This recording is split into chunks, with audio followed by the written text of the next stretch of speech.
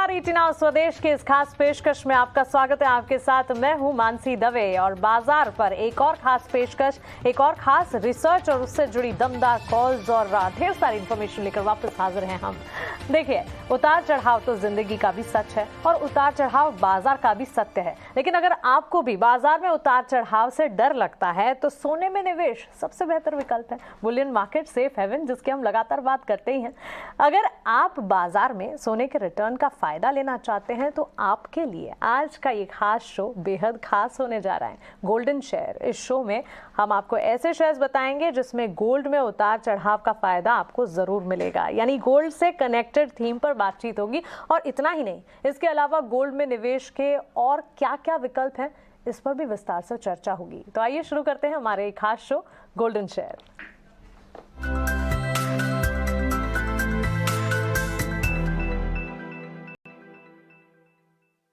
आवाज तो अभी तक तो उन लोग तो गोल्डन शेयर्स पर हम चर्चा करेंगे। दो बाजार के दिग्गज एक्सपर्ट हमारे साथ जुड़ेंगे और उनसे फिर उनके टॉपिक्स, बाजार पर उनका नजरिया, साथ ही गोल्ड को, सेफ हेवन को जोड़ते हुए बाजार को किस तरह से वो कनेक्ट करेंगे, इस पर बात होगी। लेकिन उससे पहले एक रिसर्च है जो हमने आपके लिए तैयार की है। गोल्डन शेयर पर चर्चा होने के साथ साथ हम आपको बताएंगे कि सोने चांदी में किस तरह के विकल्प आपके लिए बेहतर होते दिख सकते हैं। सोना और सेंसेक्स, इन दोनों में पिछले 15 साल में किस तरह के रिटर्न्स देखने को मिले हैं, ये जानना आपके लिए काफी जरूरी है, क्योंकि इसके बाद आप आकलन लगा सकते हैं कि कौन से एसेट क्लास बेहतर हैं और कहां पर निवेश का नजरिया बनाना चाहिए। तो अगले 15 साल के लिए इन एसेट क्लासेस में किस तरह के रिटर्न्स के ट्रेंड रहे हैं, ये हमें विश्व मोहन बता रहे हैं। विश्व मोहन, बताइए। देखिए, सबसे पहले अगर गोल्ड की हम बात करें तो जिस तरह का अनसर्टेन माहौल चल रहा है, जिस तरह की अनिश्चितता ग्लोबल मार्केट में चल रहा है, तो सोना हमेशा आपको एक बेहतर रिटर्न देगा। चाहे वो जियो पॉलिटिकल टेंशन हो या फिर महंगाई की चिंता हो, तो हेजर्स की तरफ से डिमांड बढ़ती है, सेंट्रल बैंकों का रुख हो, तो तमाम ऐसे फैक्टर्स है। जब भी मार्केट में फियर फैक्टर हावी होता है तो सबसे ज़्यादा गोल्ड को ही फायदा होता है। बाजार में जितना ज़्यादा डर रहेगा उतना ज़्यादा गोल्ड को फायदा होता है। ये हमने पहले कोविड के समय भी देखा, रूस यूक्रेन वॉर के समय भी देखा, और अब इस साल भी जब बैंकिंग संकट सामने आया है तो उसके बाद से हम देख रहे हैं। और ये अनसर्टेनिटी ग्लोबल मार्केट में बनी रहने वाली है और गोल्ड हमेशा अच्छा रिटर्न देगा ही लंबी अवधि में। इसलिए आपको गोल्ड और गोल्ड के मुकाबले इक्विटी मार्केट का जो बेंचमार्क है सेंसेक्स, उस इंडेक्स का रिटर्न देखिए कि कितना ज़्यादा रिटर्न गोल्ड ने दिया। 15 साल में सोने ने 475% का रिटर्न दिया है, जबकि सेंसेक्स ने इस दौरान 200% का सिर्फ रिटर्न दिया है। 5 साल की तुलना करें तो सोने ने 88% का रिटर्न दिया है 5 साल में, जबकि सेंसेक्स ने 80% का रिटर्न दिया। यानी 5 साल में भी और 15 साल में भी सेंसेक्स को सोने ने सरपास किया है। एक साल की अवधि की बात करें तो यहाँ पर सोने ने 11% से ज़्यादा का रिटर्न दिया। इस दौरान सेंसेक्स का रिटर्न सिर्फ 5% का रहा। इस साल सिर्फ 2023 की भी बात करें ईयर टू डेट, तो यहाँ पर भी सोने ने 8 से 9% के आसपास का रिटर्न दिया है, जबकि इस दौरान सेंसेक्स का रिटर्न निगेटिव जोन में रहा है। यानी जिस तरह के फ्रेजाइल माहौल बन रहा है ग्लोबल मार्केट में, ऐसे में सोना हमेशा चलेगा और उसका सिर्फ फायदा होगा, क्योंकि सेफ हेवन के तौर पर सबसे ज़्यादा सुरक्षित निवेश के तौर पर सोने की डिमांड बढ़ती है। और हम इस बार की जो डिमांड है, आप देख रहे हैं कि आमतौर पर जब सेफ हेवन के तौर पर डॉलर को भी लिया जा रहा था, लेकिन इस बार पूरी तरह से फोकस, चाहे वो सेंट्रल बैंकर्स की तरफ से हो, हेजर्स की तरफ से हो, फंड मैनेजर्स की तरफ से हो या फिर इन्वेस्टमेंट बाइंग के तौर पर हो, सब लोग गोल्ड को तरजीह दे रहे हैं और उसका फायदा गोल्ड को मिल भी रहा है। बहुत शुक्रिया ये दमदार रिसर्च हम तक पहुंचाने के लिए। तो यूं ही थोड़ी कहते हैं कि गोल्ड एक ट्रेडिशनल एसेट क्लास है और निवेश का नजरिया है। सोना सिर्फ एक एसेट क्लास ही भारत में कहाँ माना जाता है। सोने चांदी की खरीदारी को तो हर ऑस्पिशियस ओकेजन पर भी हम करते हैं। हर घर में सोने की, चांदी की एक अलग ही जगह है। सेफ हेवन कमोडिटी ऐसे एसेट क्लास बुलियन मार्केट जरूर कहते हैं, लेकिन भारत में तो ये एक धरोहर है जिसके तौर पर इसे माना जाता है। और हो भी क्यों ना, अभी अभी विश्व मोहन जिस तरह हमें बता रहे थे कि सोने के रिटर्न्स को अगर आप देखेंगे तो क्लियरली इंडेक्सेस के रिटर्न्स को भी सरपास किया है सोने चांदी के रिटर्न्स ने। जो प्लेट आपके स्क्रीन पर आप देख रहे थे, चाहे फिर 15 साल की अवधि का नजरिया लें, 5 साल देखें, पिछले 1 साल में भी देखें, हर साल हमने देखा है कि सोने चांदी ने अपनी परफॉर्मेंस तो दिखाई है। तो चलिए, बढ़ेगा सोना तो क्लियरली चांदी तो यहाँ पर होती दिखेगी ही, चाहे फिर आपके पोर्टफोलियो में चांदी हो या फिर आपके जीवन में सोने और चांदी की भरमार हो, सोने और चांदी की आउटशाइन हो। इस पर विस्तार से बातचीत करेंगे। लेकिन गोल्डन शेयर भी तो है, सोने चांदी के साथ एसेट क्लासेस के साथ इक्विटी मार्केट्स को भी तो जोड़ना हमारा काम है और ये कोशिश भी जारी है। तो चलिए अब मार्केट के एक्सपर्ट को हमारे साथ जोड़ते हैं। 2 एक्सपर्ट्स मेरे साथ जुड़ गए हैं जो कि इस एसेट क्लास को मद्देनजर रखते हुए इक्विटी मार्केट्स को जोड़ते हुए कुछ ऐसे शेयर्स हमें सुझाएंगे जो कि आपके लिए गोल्डन स्टॉक्स के तौर पर साबित हो सकते हैं। हमारे साथ इन्वेस्ट शॉपी इंडिया के सीईओ आशीष कपूर जुड़ गए हैं और मोतीलाल ओसवाल के एसोसिएट वीपी राहुल शाह भी जुड़ गए हैं। आप दोनों का ही बहुत स्वागत है 18 आवर्स स्वदेश पर। इस खास पेशकश में, इस खास टॉपिक पर हमारे साथ बातचीत करने के लिए आपका शुक्रिया। आशीष जी, कोशिश तो हमारी यही रहती है कि हर थीम को हम पकड़े, हर थीम को हम समझें और उसके बाद आप जैसे दिग्गज एक्सपर्ट्स हमारे साथ जुड़े और हमारे व्यूअर्स को दमदार रिटर्न्स वाले पोर्टफोलियो कैटेगरी वाले स्टॉक्स बताएं। आज की हमारी थीम बुलियन मार्केट से कनेक्टेड है और इक्विटी मार्केट्स पर भी इसका असर तो कहीं ना कहीं पड़ता ही है। बताइए, पहले कौन सा स्टॉक होगा जिस पर आप विस्तार से डिस्कशन करना चाहेंगे, उसके पीछे के रैशनल क्या होंगे? देखिए, मेरे मुताबिक जहां तक गोल्ड रिलेटेड स्टॉक्स का सवाल है, इसमें कई, जैसे आपने ठीक बताया, कई स्टॉक्स ऐसे हैं जो लिंक्ड है गोल्ड के साथ, including gold finance companies, Manappuram, Muthoot finance और बाकी थोड़े बहुत जो बाकी एनबीएफसी जिन्होंने गोल्ड के अंदर, गोल्ड फाइनेंसिंग के अंदर एक अपना आपका एस्टैब्लिश किया है। पर जहां तक अगर सिंपल स्टॉक जो कि ज्वेलरी या गोल्ड से रिलेटेड है, अगर उसकी बात की जाए, जहां पे कि निवेश को फायदा हुआ है और आगे चल के भी एक तरह से फायदा ही रहेगा और बहुत दिग्गज का स्टॉक है, वो तो टाइटन है। तो नंबर 1 स्टॉक मेरे मुताबिक तो हैज टू बी टाइटन। किसी भी इन्वेस्टर के लिए सबसे अच्छा दिग्गज काउंटर है। ओवरऑल अगर देखें, पिछले 20 साल में लगातार रिटर्न्स दिए हैं। इसका कोई बहुत ज्यादा डायरेक्ट लिंक नहीं है गोल्ड प्राइस के साथ, बट अगर आप इसकी डिस्कशन करोगे इस पूरे सब्जेक्ट की, तो एक स्टॉक जो सबसे पहले नजर हमेशा जिसको नजरअंदाज नहीं करना चाहिए किसी इन्वेस्टर को, वो है टाइटन। सिंपली बिकॉज इसका जो वैल्यू एडिशन जिस तरह से इसने किया है वो बहुत अमेजिंग है और इसकी अभी भी मेरे मुताबिक बहुत स्कोप है कि जैसे जैसे एफ्लुएंस बढ़ रही है सोसाइटी में और जिस तरह से इवन जो मिडिल क्लास और जो एस्पायरिंग मिडिल क्लास है उनको भी ज्वेलरी लेने का एक तरह से एस्पिरेशन है, तो टाइटन एक तरह से जो तनिष्क उनका ब्रांड है, एक तरह से फर्स्ट चॉइस उभर के आ रहा है। कंपनी बहुत वेल मैनेज्ड है, बहुत अच्छा प्रेजेंस है, मार्जिन बहुत अच्छे हैं, लगातार वैल्यू क्रिएट किया है शेयर होल्डर्स के लिए। और मेरे मुताबिक इसमें ऐसा स्टॉक है जिसमें कि बहुत ज्यादा किसी नॉर्मल कॉमन इन्वेस्टर के लिए उससे भी अच्छा है, क्योंकि बहुत ज्यादा ट्रैक करने की जरूरत नहीं है। आप लेके छोड़ दो, गोल्ड प्राइसेस को भी ट्रैक करने की जरूरत नहीं है। ओवर द इयर्स आपके रिटर्न इसमें बनते जाएंगे, तो इसलिए टाइटन मेरे मुताबिक फर्स्ट चॉइस है। और इसमें एक इमीडिएट 1 ईयर का टारगेट 3000 का है, जो कि इटसेल्फ यहाँ से एक अच्छा खासा रिटर्न, अपसाइड रिटर्न दे रहा है। और मेरे मुताबिक ये should be the first choice for any investor. जब ज्वेलरी काउंटर्स की बात होती है इक्विटी मार्केट्स में, तो टाइटन तो सबसे पहले इसकी चर्चा होती है और पिछले कुछ सालों में, पिछले कई सालों के रिटर्न्स भी जिस तरह अभी आशीष जी हमें बता रहे थे, ऑफ कोर्स फर्स्ट चॉइस तो ये ज्वेलरी स्टॉक्स में रहता ही है और ये फर्स्ट चॉइस राहुल शाह की भी है। राहुल, स्वागत है आपका भी। आप बताइए, आपकी तरफ से टाइटन पर रैशनल टारगेट्स क्या बता रहे हैं आप?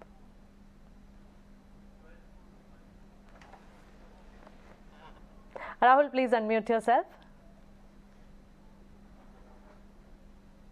हाय, गुड आफ्टरनून। आई थिंक जिस तरह से हमने देखे हैं कि मार्केट्स जितने भी मैच्योर होते हुए देखने को मिला है, और हमने एक चीज तो देखा है कि big is getting bigger and bigger. तो हमने देखा है कि ये सेगमेंट के अंदर टाइटन क्लियर लीडर रहा है और आउटलाइनर रहा है और कंटिन्यूसली और परफॉर्मेंस देखने को मिला है। और जिस तरह से मार्केट्स हम लोग देख रहे हैं अभी, तो मेरे ख्याल से एक डिफेंसिव प्ले भी हो जाता है टाइटन। और जिस तरह से हमने देखा है, तो I think the branded jewellery markets बढ़ता ही देखने को मिल रहा है। तो आई फील दैट एक पोर्टफोलियो में डेफिनेटली एक एलोकेशन होना चाहिए टाइटन के हिसाब से। और जिस तरह से कंपैरिजन वीजा भी में हम करें कि अलग काफी सारे कंज्यूमर नेम्स के अंदर जब भी मार्केट्स ऐसे रहते हैं, तो आई फील दैट एक क्लियर आउटलाइनर रहना चाहिए टाइटन के लेवल्स पे। तो मैं पोर्टफोलियो में एक एलोकेशन डेफिनेटली होना चाहिए, ऐसा मानता हूँ। टाइटन पे थोड़े वैल्यूएशंस हाई है, लेकिन ये वैल्यूएशंस हमेशा यही रहेंगे इसके अंदर, क्योंकि high growth business, market share और ये सब देखते हैं। तो मेरे हिसाब से ये टाइटन भी मेरे ख्याल से लंबे अरसे के लिए एलोकेट किया जा सकता है पोर्टफोलियो के। एब्सोल्युटली आउटलाइनर है और आउटलाइनर रहेगा भी, ये मानना है हमारे एक्सपर्ट्स का। आशीष जी, ज्वेलरी काउंटर्स पर तो हमने बात की, लेकिन गोल्ड फाइनेंस स्टॉक्स का भी जिक्र होना चाहिए और गोल्ड फाइनेंस स्टॉक्स आए दिन वक्त वक्त पर अपनी मोमेंटम, अपनी परफॉर्मेंस दिखाते भी हैं। मुथूट फाइनेंस, मन्नापुरम फाइनेंस जैसे स्टॉक्स गोल्ड फाइनेंसिंग काउंटर्स में, इस पर राय क्या होगी? पॉजिटिव राय है, बट मेरे मुताबिक आप इसमें थोड़ा ये भी है कि वाइड स्प्रेड हो गया है गोल्ड फाइनेंसिंग। पहले बहुत थोड़ी कंपनीज करती थी, अब काफी बैंक्स और बाकी एनबीएफसीज भी उतर गए हैं इसमें। तो डेफिनेट थोड़ा कंपटीशन और प्रेशर मार्जिन्स पे आ रहा है। पर अभी भी मैं समझूंगा कि अगर मुथूट फाइनेंस में अगर आप निवेश करते हैं तो मेरे मुताबिक डिसेंट अपसाइड है। 1100 का टारगेट है, तो आप उसमें इन्वेस्ट कर सकते हैं। और मेरे मुताबिक मन्नापुरम फाइनेंस का भी डिसेंट अपसाइड है यहाँ से। तो दोनों में मेरे मुताबिक इन्वेस्टमेंट की राय रहेगी। पर जैसे मैंने बताया, क्योंकि बहुत ज्यादा अट्रैक्शन इसलिए नहीं है क्योंकि बहुत और प्लेयर्स भी इसमें अब आ गए हैं। पहले मन्नापुरम मुथूट पे ही बात होती थी जब गोल्ड फाइनेंस की बात आती थी। अब धीरे धीरे करके काफी और बैंक्स एनबीएफसी इसमें आ गए हैं। तो इतना अच्छा नहीं रहा बिजनेस जितना पहले था। मार्जिन में खास करके इन दोनों कंपनीज अगर देखें तो मार्जिन पे प्रेशर दिख रहा है और मार्जिन ग्रोथ की संभावना काफी कम है। तो अभी रीजनेबल बाय है, बट इसमें मैं लाइक टाइटन, इसमें मैं जरूर कहूंगा कि अगर आप निवेश कर रहे हो तो ट्रैक करके रखिए और जब टारगेट आए तो वहां पे जरूर उसके आसपास जरूर प्रॉफिट बुक करके कैश में कन्वर्ट करिए। These are not like unlike Titan, ये ऐसे शेयर्स नहीं है जो आप लॉन्ग टर्म करके छोड़ सकते हैं। इसमें ट्रैक करने की बहुत जरूरत है। और जैसे अभी तो बिकॉज गोल्ड में भी वाइब्रेंसी है तो अपसाइड है इन दोनों स्टॉक्स में। पर जो टारगेट्स हैं 145 मन्नापुरम का और 1100 मुथूट का, वहां पे मैं जरूर कहूंगा कि इन्वेस्टर्स को वहां पे जो अगर अभी निवेश कर रहे हैं तो वहां या उसके आसपास जब भी आए तो वहां से अपना प्रॉफिट मुनाफा लेके कैश में कन्वर्ट करें या किसी और स्टॉक में जाएं।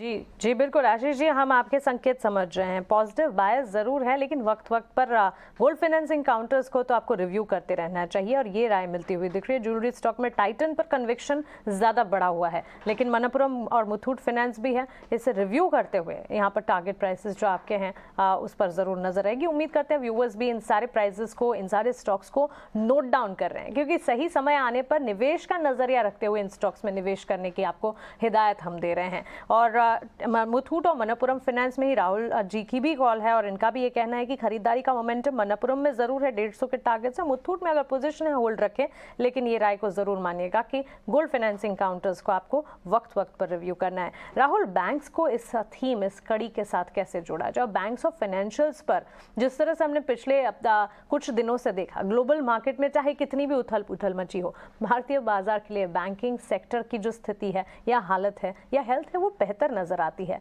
बैंकिंग सेक्टर को इस कड़ी के साथ जोड़ते हुए कौन से शेयर सुझाएंगे आप? आई थिंक हम देखें तो मेरे ख्याल से बहुत ही अच्छे टाइम देखने को मिला है हमने ओवरऑल फाइनेंशियल स्पेस के अंदर। आप देखें तो क्रेडिट ग्रोथ हमारा 5-6-7 साल से हाई पे देखने को मिल रहा है। क्वार्टर ऑन क्वार्टर अच्छा क्रेडिट ग्रोथ देखने को मिल रहा है। असेट क्वालिटी इंप्रूवमेंट की ओर देखने को मिल रहा है। Most of the financial stocks के बैंक्स की बात करें तो PSU obviously best of the time है पीएसयू बैंक्स के लिए अभी। और बात करें तो मुझे लग रहा है कि प्राइवेट सेक्टर ऑब्वियसली जब ग्लोबल मार्केट्स में ऐसे वॉलेटाइल देखने को मिला है और ये क्राइसिस देखने को मिलता है, तो I think private sector stocks bank tend to outperform the best. पर मुझे जिस तरह से रिस्क वर्सेस रिवॉर्ड और वैल्यूएशन पर्सपेक्टिव देखने को मिल रहा है, तो आई थिंक पीएसयू बैंक्स के अंदर हम देखें 20% से ज्यादा गिरावट देखने को मिला है। तो obviously PSU banks remain the top bets ये सेक्टर के अंदर। और सेकेंडली अभी बात करें तो फोकसिंग ऑन दिस, जैसे आप फोकस कर रहे हैं गोल्ड लोन की, जहाँ पे बैंक से सीएसबी और फेडरल बैंक की बात करें तो आई थिंक फेडरल बैंक हम देखें तो क्लियर विनर हो सकता है going forward from here.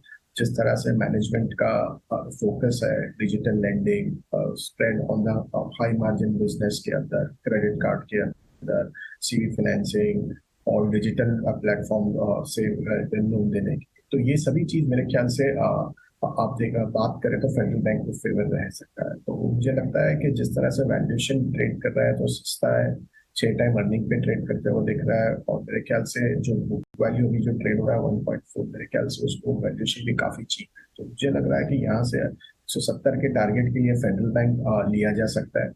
Secondly बात करें तो सभी फाइनेंशियल्स की बात करते हैं गोल्ड लोन की बुक्स के बारे में, तो हमने एक चीज तो देखा है कि काफी सारा मार्केट शेयर बैंक्स की तरफ ये जाते हुए देखने को मिला है। तो उसके अंदर जो गोल्ड फाइनेंसिंग की जो फोकस रहा है सीएसबी बैंक के अंदर, तो मुझे लग रहा है कि छोटा बैंक है, छोटे बैंक पे ग्रोथ ज्यादा आ सकती है, बेस्ट ऑफ द टाइम आ रहा है, मैं बता रहा हूँ आपको बैंकिंग सेक्टर के अंदर। तो मुझे लग रहा है कि सीएसबी बैंक भी लिया जा सकता है, प्रीडोमिनेंटली उनका गोल्ड लोन का बुक है, वहां से उस पे करने का बेनिफिट बता भी रहा है। तो मुझे लग रहा है कि 280 के लक्ष्य के लिए उनके लिए भी मेरी राय रहेगी सीएसबी बैंक के अंदर। तो चलिए बैंकिंग शेयरों में छोटे मझोले बैंक्स पर भी फोकस है। आशीष जी, आपकी राय, बैंक्स फाइनेंशियल सेक्टर को कैसे देखते हैं, आप बताइए। देखिए, बैंक्स में मेरा व्यू पॉजिटिव है और मेरे मुताबिक बहुत सालों बाद बैंक्स की ना सिर्फ बैलेंस शीट्स काफी क्लीन है, क्रेडिट ग्रोथ काफी रियल है, तो इसलिए मैं समझूंगा कि बैंक्स विल यहाँ से काफी आउट परफॉर्म करेंगे जब भी आगे तेजी आएगी मार्केट में। और इसमें अगर आप प्राइवेट सेक्टर बैंक्स की बात करें तो axis bank is my first choice. मेरे मुताबिक इसमें बहुत अच्छा अभी अपसाइड पोटेंशियल है। और पब्लिक सेक्टर बैंक्स में भी मेरा व्यू पॉजिटिव है क्योंकि बहुत अंडर ओनरशिप है, बहुत साल तक इन्होंने अंडर परफॉर्म किया है और जैसे ने बताया कि बैलेंस शीट सब काफी देर बाद एनपीए सिचुएशन बहुत अंडर कंट्रोल है और क्रेडिट ग्रोथ इनमें बहुत क्लियर और ऑब्वियस आ रहा है आगे। तो उसमें जहां तक बात की जाए तो स्टेट बैंक ऑफ इंडिया से लेके मेरे मुताबिक अगर आप कंजर्वेटिव खेलना तो स्टेट बैंक ऑफ इंडिया से कर सकते हैं, अदरवाइज हल्का फुल्का रिस्क लेके आप bank of Baroda, Canara bank, और अगर थोड़ा ज्यादा आपको अग्रेसिव होना है तो पीएनबी के का भी मेरे मुताबिक काफी अच्छा अपसाइड पोटेंशियल है। तो इन स्टॉक्स में मैं पॉजिटिव राय रहेगी। जहां तक कि गोल्ड से लिंक्ड है, मेरे मुताबिक आपका जो बैंक्स का बहुत सारे जो बैंक्स हैं उनमें अगर वैसे परफॉर्मेंस देखी जाए तो उनमें जो मैंने बैंक्स अभी बताए वो ही मेरे स्टॉक पिक्स रहेंगे। पर अगर सिर्फ स्पेसिफिकली गोल्ड की अगर बात की जाए तो कैथलिक सीरियन डेफिनेटली, क्योंकि उसमें काफी अच्छा परसेंटेज गोल्ड फाइनेंस से आ रहा है और है भी एक छोटा बैंक। तो अगर आपको एक थोड़ा सा पोर्टफोलियो में मैनिपुलेट करना है तो कैथलिक सीरियन बैंक में आप कर सकते हैं। गोल्ड रिलेटेड उसमें ग्रोथ आएगा, उसका आपको फायदा मिलेगा। पर जैसे मैंने बताया, मेरे मुताबिक अब आपको ओवरऑल बैंक्स में अगर देखा जाए तो आपको ओवरऑल जो पोर्टफोलियो है उसको मद्देनजर रखते हुए करना है। गोल्ड में except for Catholic Syrian bank मेरे को नहीं लगता कि गोल्ड के कारण कोई खास तेजी आने वाली है किसी बैंक में।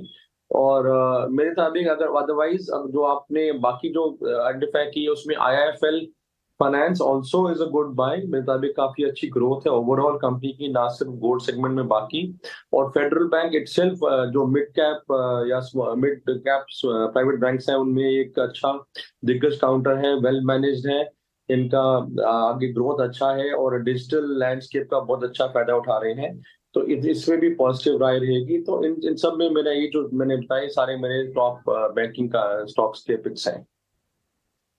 गोल्डन शेयरों की बात पर जैसे कि हमने आपसे वादा किया था कि गोल्डन शेयरों के साथ साथ इसी एसेट क्लास से जुड़ा एक और निवेश का विकल्प भी हम आपके सामने रखेंगे। अब बात होगी गोल्ड ईटीएफ की। ईटीएफ माने एक्सचेंज ट्रेडेड फंड, जिसका सबसे बड़ा एम है डोमेस्टिक मार्केट में फिजिकल गोल्ड प्राइस को समझना, उसके साथ एक निवेश का नजरिया आपके लिए बनाया जाता है। पैसिव इन्वेस्टमेंट इंस्ट्रूमेंट है, लेकिन ईटीएफ, सबसे बड़ा सवाल यह है कि गोल्ड ईटीएफ में निवेश करें तो करें कैसे। ये सवाल आपका भी होगा, इस सवाल का जवाब आपको मिलेगा और साथ ही कौन सा गोल्ड ईटीएफ बेहतर है ये भी हम जानेंगे। सब कुछ लेकर आए हैं शरद हमारे लिए। शरद, बताएं गोल्ड ईटीएफ क्या है, इसके फायदे क्या हैं, निवेश का तरीका क्या है। जी बिल्कुल, सबसे पहले जो गोल्ड ईटीएफ होता है गोल्ड की एक्सचेंज ट्रेडेड फंडिंग। इसका मतलब ओवरऑल एक एक्सचेंज में जो है पूरी तरह से ट्रेड हो सकती है, यानी कि लिक्विडिटी ज़्यादा होती है। इसके अलावा याद रखिए ट्रेडिंग के दौरान जो है खरीद बिक्री पूरी संभव है, इंट्राडे बेसिस पे भी हो सकती है और ये डिमांड एंड सप्लाई बेसिस पे होती है जहाँ पे इसके वैल्यू आते हैं। ऑफकोर्स ईटीएफ की जो यूनिट है आप कह सकते हैं भाव सोने के भाव पर निर्भर होती है, तो ऑफकोर्स वो फ्लक्चुएट करती है, लेकिन गोल्ड की जो ईटीएफ है ऑलमोस्ट कह सकते हैं 99.5% शुद्ध सोने के भाव पे जो है दर्शाता है। लेकिन इससे इंपॉर्टेंट क्वेश्चन होता है इसके बड़े फ़ायदा क्या होता है, इस पे हम फोकस करेंगे ना। ऑफकोर्स सबसे पहला बात है कि इसकी जो यूनिट की खरीदारी की कोई सीमा नहीं होती है। आपको छोटा यूनिट्स भी ले सकते हैं, बड़े यूनिट्स भी आप ले सकते हैं और इसके अलावा इंट्राडे मूवमेंट में जो है पैसे कमाने का एक मौका मिलता है, इसका मतलब एक लिक्विडिटी आता है। इसके अलावा सोने की जो सुरक्षा को लेकर भी कोई जोखिम नहीं है, बिकॉज एक बहुत स्ट्रॉन्ग एसेट क्लास इसे माना जाता है। छोटी रकम के भी आप निवेश कर सकते हैं और इसके अलावा है सोने की शुद्धता की जो है पूरी गारंटी होती है। हमने पहले कहा था 99.5% का इसका ये स्टेक है। उसके अलावा जो है जो रियल टाइम भाव आती है वो आपको देखने मिलता है आपको एक्सचेंज ट्रेडेड फंड्स में। और इसके अलावा आप लोन लेके भी जो है इसके ETF को गिरवी रख सकते हैं। तो एक टाइप से जैसे म्यूचुअल फंड में होता है, यहाँ पे भी वो एस्पेक्ट आपको देखने मिल रहा है। और एंट्री और एग्जिट जो लोड होती है उसका कोई झंझट नहीं रहता। तो इसके बहुत सारे फ़ायदे आपको देखने मिलते हैं गोल्डन ETF में। लेकिन कौन से वो कंपनीज़ हैं जहाँ पे ETF ट्रेड कर रहे हैं उन पे हम फोकस करेंगे। तो वहाँ पे जो बड़े आंकड़े आते हैं वो हैं आपके HDFC गोल्ड ETF ले लीजिए, एक्सिस के ले लीजिए, इसके अलावा Birla sun life, SBI, Kotak, ICICI Pru, UTI और IDBI जैसे गोल्ड ETF जो है अभी ट्रेड कर रहे हैं। बिल्कुल शरद, आपका शुक्रिया गोल्ड ETF का पूरा विश्लेषण हम तक पहुंचाने के लिए। और यहाँ पर इनफैक्ट अगर आप देखेंगे एक पूरा एक्सचेंज एक एसेट क्लास के लिए तैयार किया गया है, गोल्ड ETF यानी कि गोल्ड का एक्सचेंज ट्रेडेड फंड। इसके मायने आपने समझे, इसके फायदे आपने समझे। स्टॉक एक्सचेंज पर ट्रेडिंग के लिए ये बिल्कुल उपलब्ध है और इसीलिए इस पर फोकस हम कर रहे हैं। आइए हमारे एक्सपर्ट से भी जानते हैं। आशीष जी, गोल्ड ETF के बड़े फायदे तो वैसे हैं, यूनिट खरीद की कोई सीमा इसमें नहीं होती है, इंट्राडे मूवमेंट में भी पैसा कमाने का मौका मिल जाता है। इस ETF ऑफकोर्स मार्केट पर तो आपका तगड़ा नजरिया है, आपने अपने स्टॉक मूविंग आइडियाज भी हमारे साथ शेयर किए, लेकिन गोल्ड ETF पर भी आपका आउटलुक हम जानना चाहेंगे। नहीं, गोल्ड ETF का जैसे ठीक बताया कि इसका फायदा ये है कि इंस्टेड ऑफ फिजिकल गोल्ड में क्या होता है कि एक तो एक बहुत बड़ा यूनिट आपको इन्वेस्ट करना पड़ता है अगर आप बहुत छोटी मात्रा में लेते हैं तब भी। और दूसरा उसको फिर स्टोरेज का हैसल है, कहीं ना कहीं आपको वहाँ या लॉकर लेके स्टोर करना पड़ता है या कहीं ना कहीं बहुत सेफ जगह में स्टोर करना पड़ता है। तो एक स्टोरेज कॉस्ट है, स्टोरेज हैसल है। और जो मात्रा में आप करना चाहते हैं, अगर आप रेगुलरली कुछ छोटा अमाउंट करना चाहते हैं गोल्ड में तो वो आप फिजिकल गोल्ड में नहीं कर सकते। तो उसका ETF में डेफिनेटली बहुत अच्छा फायदा है, ट्रांसपेरेंट इजी वे है, एक्सचेंज में ट्रेड होता है, आप स्टॉक ब्रोकर के थ्रू कर सकते हैं और इसके आप अलग से म्यूचुअल फंड से भी खरीदारी कर सकते हैं। तो वो एक बहुत बड़ा फायदा है। इसमें SIP के तरह भी आप इसको निवेश कर सकते हैं। तो ये सब फायदे हैं। पर मेरे मुताबिक अगर अभी देखो गोल्ड काफी चल चुका है, ना सिर्फ अभी कुछ महीने से चला है।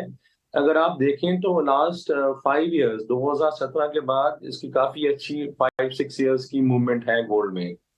हिस्टोरिकली मेरे मुताबिक गोल्ड एक तरह से इट्स अ परफॉर्मेंस जो एक एवरेज करके इसमें जो एवरेज से बेटर परफॉर्मेंस है अभी हम जहाँ जिस स्थिति में हम बैठे हुए हैं। और जैसे मैंने आपके प्रोग्राम में भी आपने दिखाया कि last 15 years, last 10 years various periods में अभी इंडेक्स को भी बीट कर रहा है। Usually over period time gold की जो परफॉर्मेंस है वो इतनी अच्छी नहीं होती। अभी अच्छी दिख रही है क्योंकि बिल्कुल एक अच्छे बुल रन के बाद हम देख रहे हैं गोल्ड को। तो मेरे मुताबिक अगर अभी निवेश करना है किसी को तो इंस्टेड ऑफ ETF, क्योंकि ETF आप ऑलरेडी बहुत महंगी मार्केट में ले रहे हैं, gold sovereign bond is a much better idea. उसमें आपको 3 एडवांटेजेस मिल रहे हैं। एक तो 8 ईयर का व्यू है, तो अगर किसी वजह से कहीं ना कहीं जाके गोल्ड मार्केट एक तरह से पीक आउट भी कर जाए तो तब भी आपका एक सीधा 8 साल का नजरिया आप लेके कर रहे हो। और मेरे मुताबिक कहीं ना कहीं जाके दोबारा से 8 साल में एक अच्छा रिटर्न यहाँ से मिलना चाहिए। दूसरा सबसे बड़ा फायदा कि 8 साल की मैच्योरिटी के बाद वो टैक्स फ्री हो जाएगा। और जो हाल ही के जो परिवर्तन हुए हैं म्यूचुअल फंड्स में उसमें गोल्ड ETF का काफी टैक्स पे फर्क पड़ा है। तो टैक्सेशन पॉइंट ऑफ व्यू से बहुत फर्क पड़ेगा अगर आप गोल्ड सोवरेन बॉन्ड लेके 8 ईयर का व्यू लेके उसमें इन्वेस्ट करें। और तीसरा आपको एक इंटरेस्ट एलिमेंट भी साथ में मिलता है। तो तीनों वजह से अभी अगर मेरे को रिकमेंड करना हो किसी को निवेश करने के लिए तो मैं गोल्ड सोवरेन बॉन्ड के साथ जाने की सलाह दूंगा। ETF तो हम डिस्कस कर ही रहे हैं, लेकिन गोल्ड सॉवरेन बॉन्ड पर नजर होनी चाहिए। इसके फायदे और इसके मायने हमने आशीष जी से समझे। लेकिन जहां गोल्ड ETF की ही बात थी, सबसे बड़ी बात यहां पर यह है कि सोने की सुरक्षा को लेकर जोखिम नहीं है। इसमें छोटी रकम के साथ भी निवेश का नजरिया बनाया जा सकता है। आशीष जी का आउटलुक तो जाना। राहुल, गोल्ड ETF पर आपकी राय क्या होगी, आप बताइए। I think definitely I think physical gold के अलावा एक as an asset class trade करे तो मेरे ख्याल से one of the best performing asset class रहा है लास्ट 20 सालों के अंदर। हम देखें तो gold has done fantastically well compared to other asset class other than equity. So my sense is, I think obviously एक allocation तो definitely होना चाहिए if you are when you are doing a financial planning. तो एक तो रहना ही चाहिए, और definitely ETF is a better route to hold it. Entry और एग्जिट बहुत ही इजी रहता है इसके अंदर. तो मेरे ख्याल से गोल्ड ETF में एक एलोकेशन डेफिनेटली होना चाहिए. और ऑब्वियसली सोवरेन गोल्ड फंड की जब बात कर रहे थे, तो मेरे ख्याल से वो भी एक अच्छा है जो लॉन्गर टर्म होराइजन का व्यू है. तो मेरे ख्याल से वो भी एक लिया जा सकता है. So I feel that ETF में overall ETF gold as an allocation definitely, और बहुत ही इजी हो जाता है, ईज ऑफ ट्रेड के लिए हो जाता है ETF में एलोकेशन जब करते हैं. तो मेरे ख्याल से गोल्ड में इन्वेस्टमेंट के लिए अच्छा रहना चाहिए ETF के. बिल्कुल, इस खास पेशकश में हमने 2 गोल सेट किए. एक तो हमने सोचा कि एक बार आपको असेट क्लास यानी बुलियन मार्केट में किस तरह से आउट परफॉर्मेंस पिछले सालों में देखने को मिली है मार्केट के कंपैरिजन में, वो बताया जाए ताकि एक थीम सेट हो. उसके बाद आपको 2 चीज़ें बताई जाए. एक तो इस थीम को सेट करते हुए इक्विटी मार्केट्स में लिए आपके लिए किस तरह के स्टॉक्स में मौके बनते हैं. ज्वेलरी काउंटर्स हैं, गोल्ड फाइनेंसिंग है और बैंकिंग प्लेस, बैंक्स फाइनेंशियल्स भी हैं जो इसी कड़ी के साथ जुड़ते हुए नजर आते हैं और उस पर एक्सपर्ट से उनकी राय ली. और दूसरी चीज़, गोल्ड ETF के फायदे भी आपने सीखे, और गोल्ड ETF में अगर निवेश का नजरिया आप जानना चाहते हैं तो किस तरह के विकल्प हैं वो भी एक लिस्ट बनाकर हमने आपके लिए तैयार कर ली. तो थीम ज़रूर गोल्ड था, लेकिन गोल्ड को इक्विटी मार्केट्स, कमोडिटी मार्केट्स के साथ ही ETF के साथ जोड़कर आपके लिए एक बेहतरीन इन्वेस्टमेंट पोर्टफोलियो तैयार करने की हमारी कोशिश. उम्मीद करते हैं ये खास पेशकश आपको अच्छी लगी होगी. आशीष, राहुल, आपका शुक्रिया हमारे साथ जुड़ने के लिए. इस खास पेशकश में इतना ही. मुझे दीजिए इजाजत, लेकिन खबरों का सिलसिला लगातार जारी है. आप बने रहें 18 स्वदेश के साथ. नमस्कार.